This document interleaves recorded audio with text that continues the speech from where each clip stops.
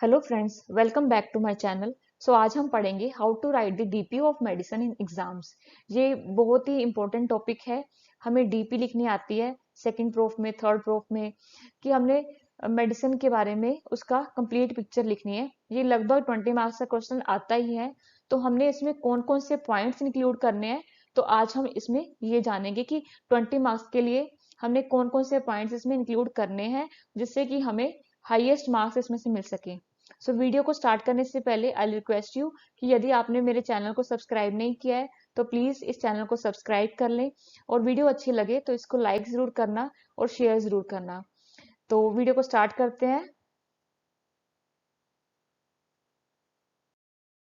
Introduction.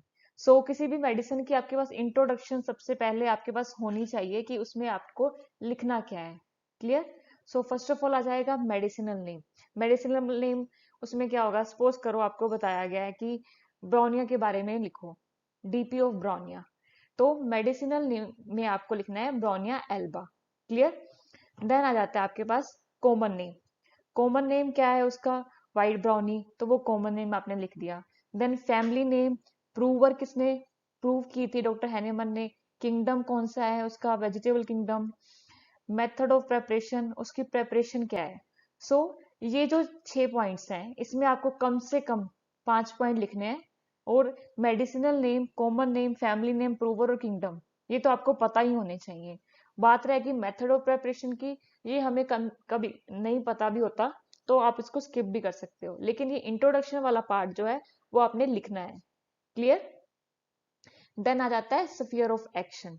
Sphere of action, वैसे तो कहते हैं कि सेकंड प्रूफ में लिखने की जरूरत नहीं है, बट मैं आपको बोलूंगी कि सेकंड प्रूफ हो या थर्ड प्रूफ या कोई भी प्रूफ हो, इसको स्फीयर ऑफ एक्शन का हमें लिखना जरूरी है, ताकि आज हम थोड़ा सा लिखेंगे, नोट इशू, कल हम ज्यादा लिख पाएंगे।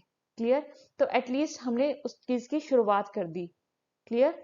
स्फीयर ऑफ एक्शन में कोई बड़ी रॉकेट साइंस नहीं है, आप इसको आराम से लिख सकते हो। लाइक ब्रोनिया है, ब्रोनिया का स्फीयर ऑफ एक्शन को हम ना सोचे एक बार, लेकिन ब्रोनिया क्या करती है, ड्राइनेस, हमने पढ़ा है इसको, ब्रोनिया में ड्राइनेस बहुत ज्यादा है। तो इसका, और ड्राइनेस है और कॉन्स्टिपेशन भी है, तो किस पे एक्ट कर रही है, तो ये म्यूकस मेम्ब्रेन पे एक्ट कर रही है ना। तो this is sphere of action. आप सारे मत लिखो, आप हर एक पार्ट को मत डिफाइन करो, हर एक पार्ट को लिखने की जरूरत नहीं है। आप मेजर पॉइंट्स जरूर लिखो कि ये म्यूकस मेम्ब्रेन पे एक्ट करती है, या ये कार्डियोवेस्कुलर सिस्टम पे एक्ट करती है, जीआई सिस्टम पे एक्ट करती है, टिश्यूज पे एक्ट करती है, बोन पे एक्ट करती है। आप इसको मेनली आप म्यूकस मेम्ब्रेन एटलीस्ट जरूर लिखो। क्लियर। सो नेक्स्ट आ जाता है पैथोजेनेसिस। पैथोजेनेसिस भी हमें बोला जाता है कि पैथोजेनेसिस आप स्किप भी कर सकते हो, है ना, लेकिन आपको स्किप नहीं करनी है। ये आपके वो पॉइंट्स हैं जो आपको 20 में से 18 मार्क्स तक लाने के लिए हेल्प करेंगे। तो आपको ये पॉइंट्स बिल्कुल स्किप नहीं करने हैं। क्लियर। देन पैथोजेनेसिस में हमने क्या लिखना है, बेसिकली हो क्या रहा है, जो ड्रग है वो कैसे एक्ट कर रही है।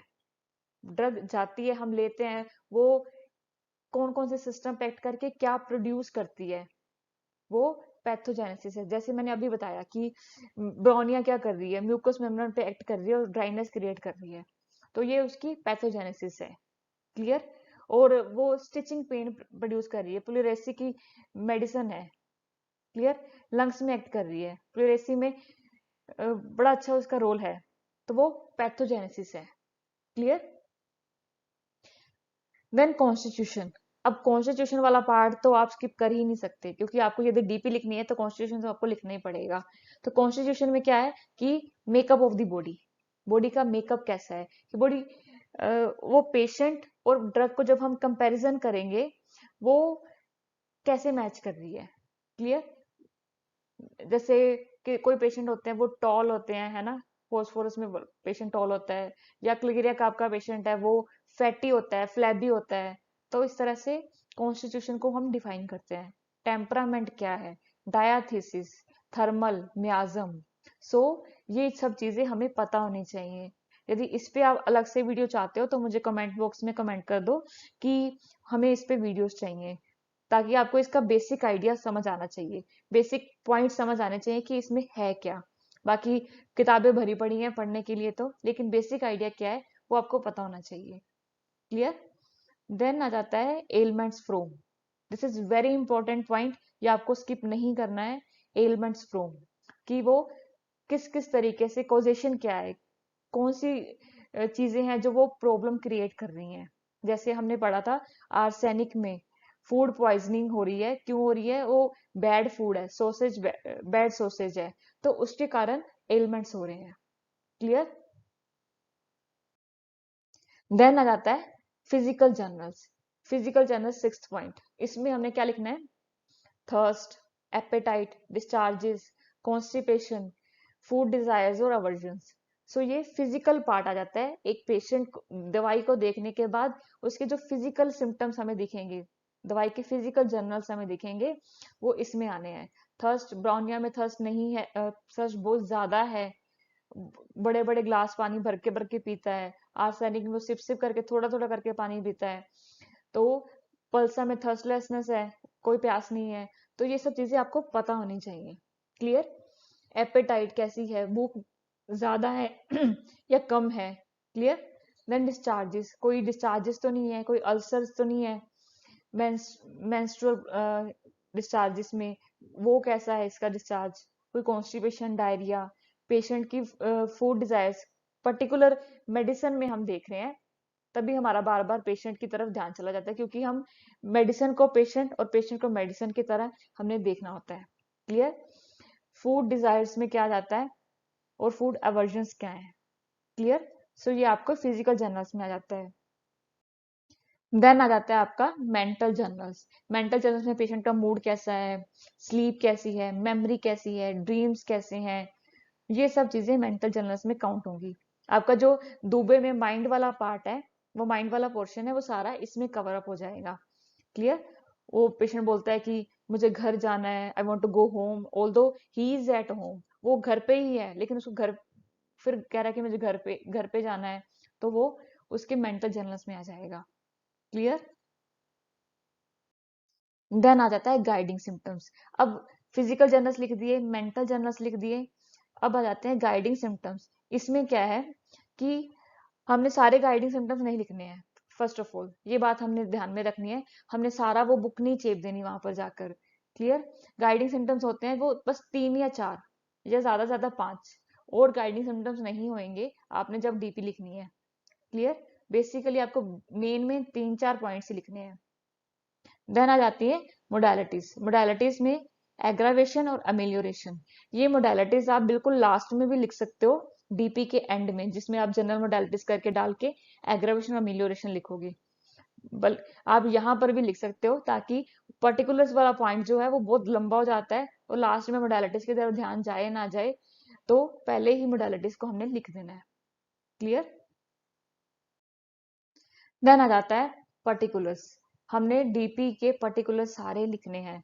हमने एक पॉइंट डिसाइड कर लेना है कि हमने बोरिक पॉइंट ऑफ व्यू से लिखना है, जैसे हेड टू टो लिखना है, उस तरह से लिखना है, या हमने सिस्टम वाइज लिखना है। तो सिस्टम वाइज मुझे लगता है कि ज्यादा ठीक रहता है, तो आप सिस्टम वाइज भी लिख सकते हैं, या आप बोरिक पॉइंट ऑफ व्यू से भी लिख सकते हैं। लेकिन और आपको बोरिक और दुबे दोनों में से किसी चीज का नहीं पता है, तो आपको जो पर्टिकुलर्स में पता है, जैसे हेडेक पता है, फीवर पता है, कॉन्स्टिपेशन पता है, डायरिया पता है, हार्ट पता है, तो आप उसको 5-6 पॉइंट करके ऐसे करके बना सकते हो, कोई इश्यू नहीं है। क्लियर? देन आ जाता है आपका पर्टिकुलर्स में हम पढ़ते हैं, नर्वस सिस्टम आ गया तो headache, complete symptoms with modalities. आपको पर्टिकुलर्स आप लिख रहे हो। क्लियर? उसमें आपने हेडेक लिखा, हेडेक में आपका क्या क्या कवर अप हो सकता है वो आप कवर करने की पूरी कोशिश करो। ऑल्दो आपके पास एक 20 मार्क्स क्वेश्चन के लिए आपके पास 35 मिनट्स होते हैं, तो आप उसको कैसे डिवाइड करना है, आपको उस चीज को भी ध्यान रखना है, ताकि आपके बाकी क्वेश्चंस ना छूटे और 20 मार्क्स का ये भी हम पूरा पूरा कर पाए। क्लियर? आप एक ट्रिक ये भी आजमा सकते हो, जो मेरी ट्रिक है, कि सिस्टम के वाइज हमने जैसे लिख दिया हेडेक, हेडेक में हमने थोड़ा सा उसको स्पेस दे दिया कि अभी टाइम नहीं है, अब हम इसको लास्ट में जब टाइम बचेगा तब फटाफट लिख देंगे। हमने बेसिक आगे 10-15 मार्क्स का कंप्लीट कर दिया है, अब ये वाला जो 10 मार्क्स का रह गया है या 5 मार्क्स का रह गया है, इसको हम लास्ट में करेंगे। इसके चक्कर में हमारे बाकी क्वेश्चंस ना छूट जाएं। क्लियर? ये आपको समझ आ गया? तो आपको इस तरह से आप उसको स्पेस देके बाद में भी लिखने की कोशिश कर सकते हो। Clear? As per the according to the time, आपने टाइम मैनेजमेंट कैसे करना है वहां पे। देन उसका एक्चुअली एक पॉइंट और भी है कि जब लास्ट में हमें पता लगता है कि सिर्फ आधा घंटा रह गया या 1 घंटा रह गया और हमारे बड़े बड़े क्वेश्चंस 3-3 4-4 क्वेश्चंस पड़े हैं, तो हमें बहुत ज्यादा एंजाइटी होने लगती है और एंजाइटी के कारण हमें जो आता होता है हम वो भी नहीं लिख पाते। इसका मेन पॉइंट ये है। अब हमें ये पता होगा कि हाँ हमने 10 मार्क्स का कर लिया है तो कोई इश्यू नहीं है, हम इसको 15 मार्क्स का कर लिया है तो हम इसको 5 मार्क्स का बाद में और भी कर देंगे, कोई प्रॉब्लम नहीं है। सो ये मेरा पॉइंट ऑफ व्यू था इसको लिखने के लिए। देन हम लिखते हैं गैस्ट्रोइंटेस्टाइनल सिम्टम्स। इसमें लिप्स, माउथ, टीथ, टंग, तो ये सब चीजें हमारी कवर अप हो जाएंगी। आप उसको अलग से भी लिख सकते हो जब यदि आप इसको सिस्टम वाइज नहीं लिखना चाहते, और आपको इसको सिम्टम्स वाइज भी लिख सकते हो अकेला, जैसे आपको ठीक लगे। लेकिन आप कोशिश करना कि आप एक ही पैटर्न अपनाओ, या तो सिस्टम वाला या हेड टू टो वाला। तो वो आपका एक सिस्टमेटिकली लिखा जाएगा, तो वो एक बड़ा अच्छा उसकी प्रेजेंटेशन हो जाएगी। क्लियर?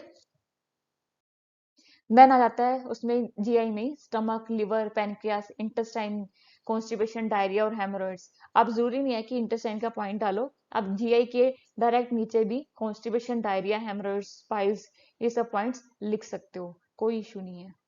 क्लियर? बेसिकली हमें पॉइंट्स क्लियर है, हमें पता है जैसे ब्रोनिया में कॉन्स्टिपेशन है तो हमें पता है कि उसमें ये है, तो हम ऐसे सीधा भी लिख सकते हैं। देन रेस्पिरेटरी सिम्टम्स, कफ है, न्यूमोनिया है, प्लेरेसी है, तो ये सब पॉइंट्स हमने कवर अप करने हैं। Cardiovascular symptom, urinary system, female symptoms, basically हमें क्या करना है, पर्टिकुलर्स को अटेंड करने का तरीका क्या है ब्रीफली बता देती हूँ। जैसे कॉजेशन लिख दिया, हमने बाहर लिखा था पूरे डीपी में कॉजेशन लिखे थे, लेकिन हमने यहाँ पर भी लिखने हैं कि इस पर्टिकुलर सिम्टम का कॉजेशन क्या है। क्लियर? कॉजेशन क्या है, लोकेशन, कोई राइट लंग है या लेफ्ट लंग है या कौन सा लोब है, उसके अकॉर्डिंग। ठीक है?